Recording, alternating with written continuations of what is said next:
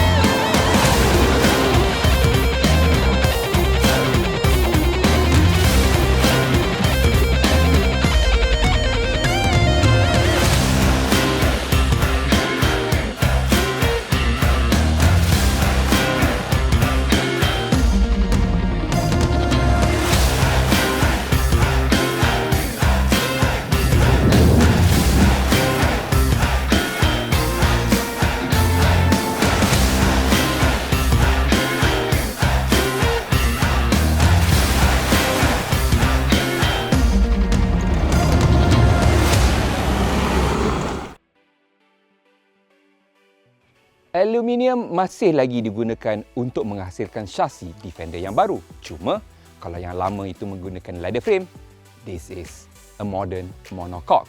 It is an aluminium monocoque. Dan jika anda mengeluh, wah, monocoque tak kuat, bear in mind, the D7X chassis is the stiffest in the Land Rover family right now dan dia 10 kali ganda lebih kukuh dari Defender lama, 10% lebih kukuh dari Range Rover sendiri.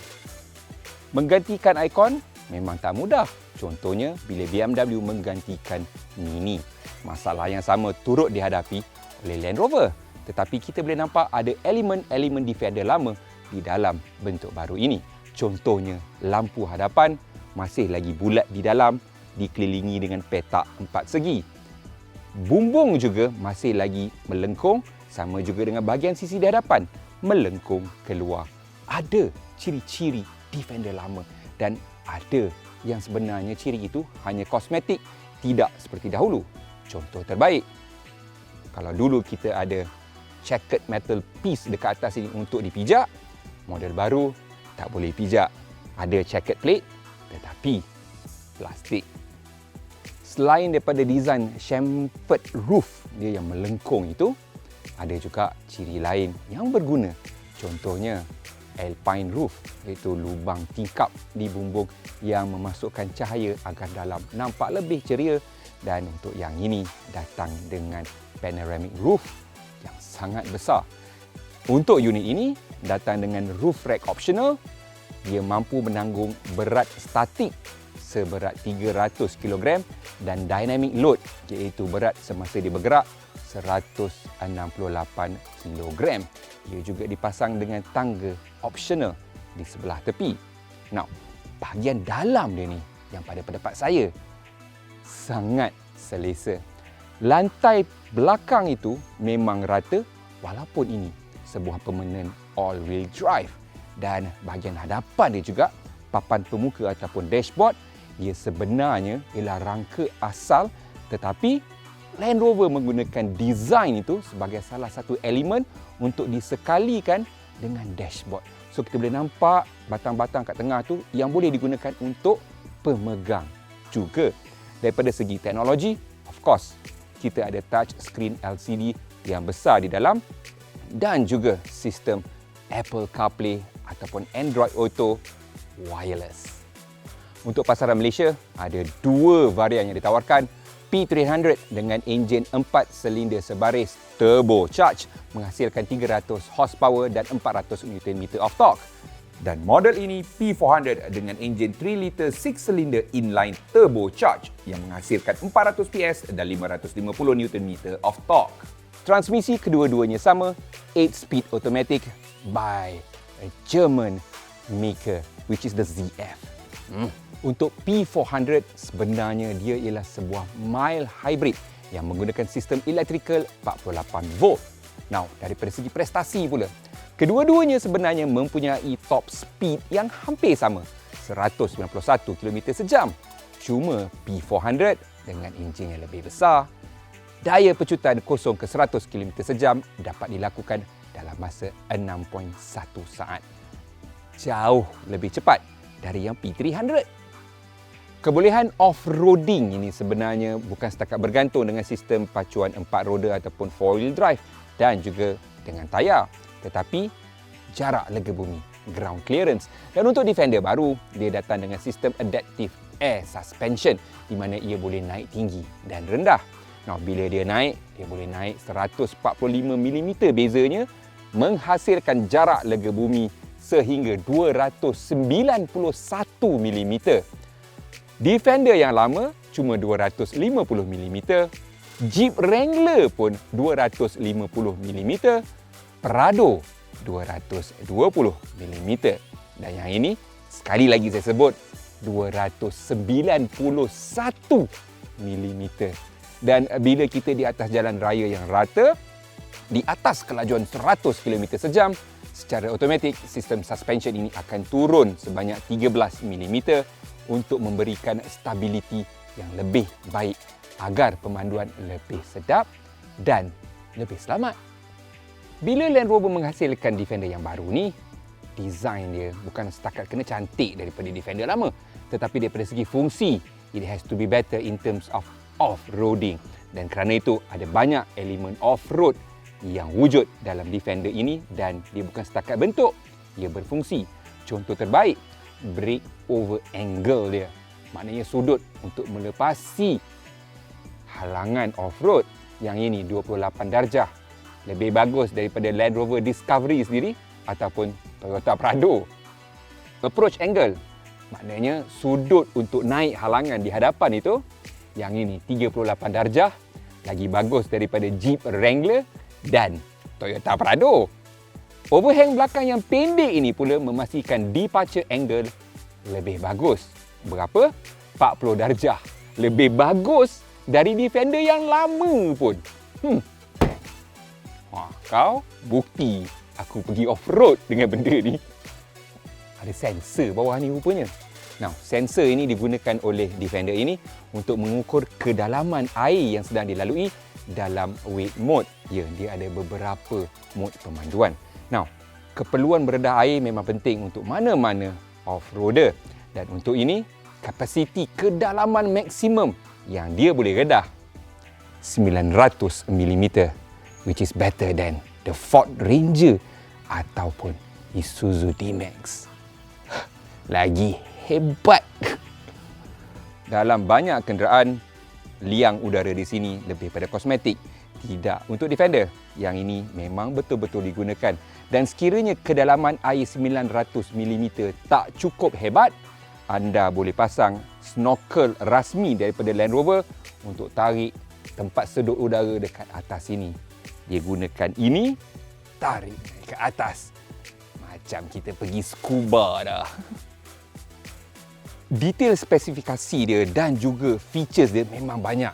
Boleh tengok sendiri dalam brosur ataupun tanya dengan abang-abang dekat sales floor tu.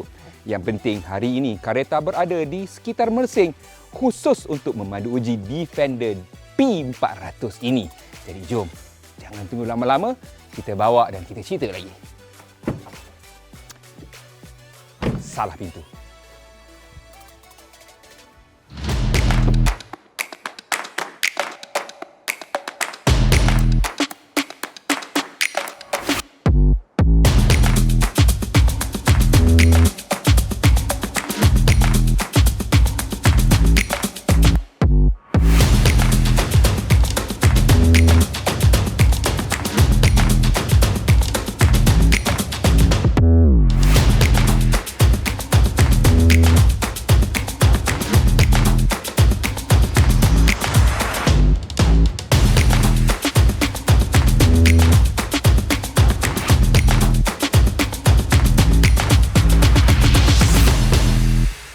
Daripada segi pemanduan, memang benar-benar mengingatkan saya pada Range Rover ataupun dengan Discovery, sebab dia memang terasa besar.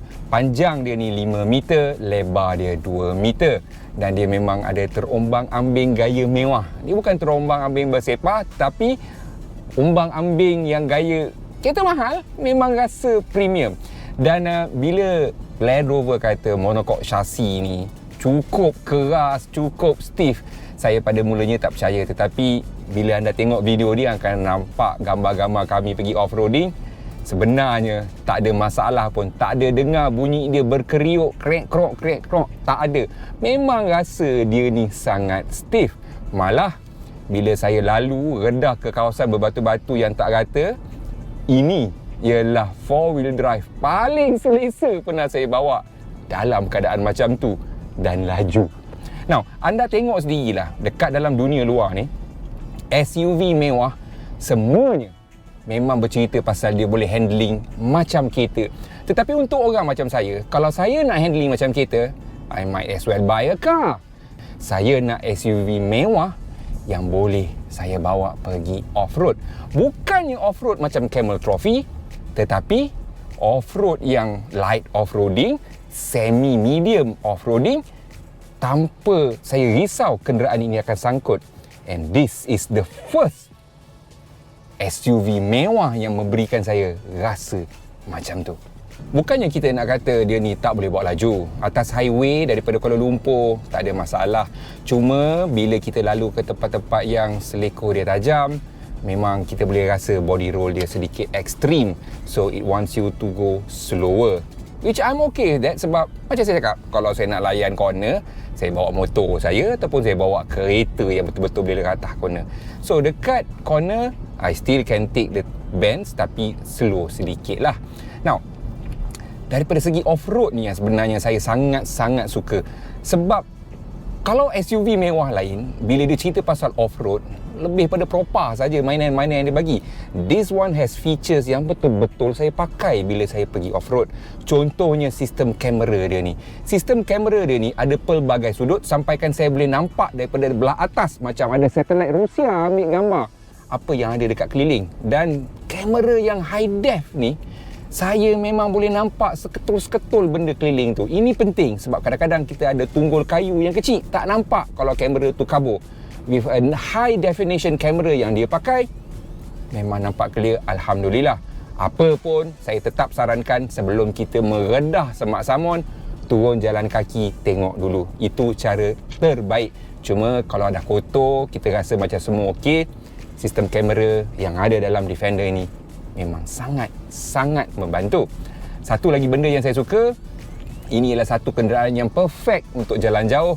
Dia selesa, senyap, dan sistem audio 400 watt 10 speaker Meridian. Bunyi dia ngam soy ngoy-ngoy. Mamat UK kalau cerita pasal audio system, I think they are among the best.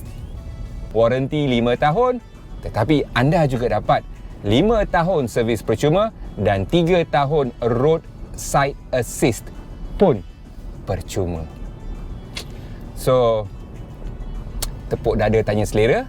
Anda hendak SUV mewah dengan gaya laju, ataupun anda hendak pakai SUV mewah yang mempunyai ciri-ciri off-road?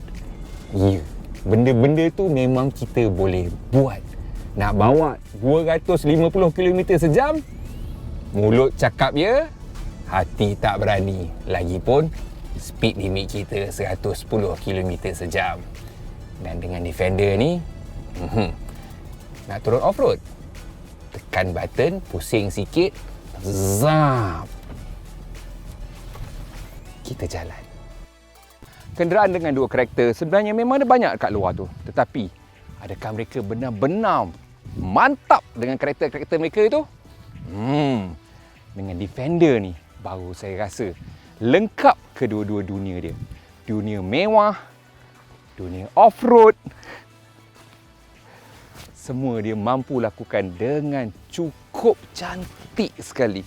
Dan itulah, lepas tengok side, berlumpur ke apa, tukar baju, pergi dinner. kotor, ini yang kita banggakan. Sebab, can your SUV do that? I doubt so.